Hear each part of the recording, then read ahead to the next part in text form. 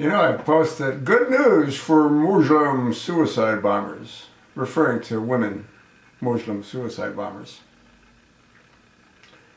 And in that video, I talked about what this crazy Sheik had said, which is that when these suicide bombers blow themselves up, they'll be rewarded when they go to paradise, or when they enter paradise, and their reward will be a stiff rod,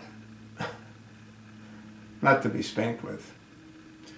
Anyway, and I didn't give it much thought beyond what I had posted, but I had made videos previously, and I talked about one of the things that's very dominant in the Muslim world, especially those that are so closely associated with Sharia law, is women have their clitoris removed. And when a woman has her clitoris removed, it's probably no different than a man having his testicles removed. There's no sexual pleasure received, and there's no interest in having sex. But for a woman in that part of the world, it doesn't matter what she wants, it's what he wants. So if they've had their clitoris removed, what good would it do for them to be rewarded in paradise with a stiff rod? A viewer wrote, "Laugh out loud. Good grief. Considering they practice FGM and therefore leaving no sexual pleasure satisfaction for the female, I find it funny to think this would even be enticing for a would-be female suicide bomber. But then again, those who want to kill people can't possibly have a heartfelt emotions. So why would we expect them to have a brain for any reasoning?" Hey, I want to thank my viewer. Most interesting. And I believe it's from a she. And she's right.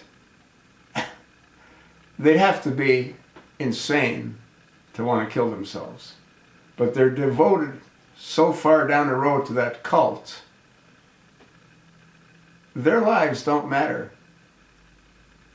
When a suicide bomber blows themselves up for jihad, their families celebrate. And I've said this a few years ago in some of my earlier videos. And the reason they celebrate is because not only do they believe they've earned themselves a passport to paradise, they've earned their family members a passport to paradise. And it's really the family members that helped radicalize them to do what they did. You know, like in the Japanese culture or the Chinese culture, the men look after the families when the families can no longer look after themselves. Well, this is the reverse. The children blow themselves up for the families, so they too can all go and meet in paradise. Huh? Hey, you gotta give this Muhammad credit, all right?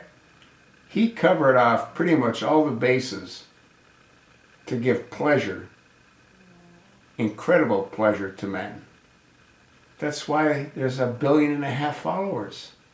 But you wonder why there's women followers. But then again, they have no choice. They've been brainwashed.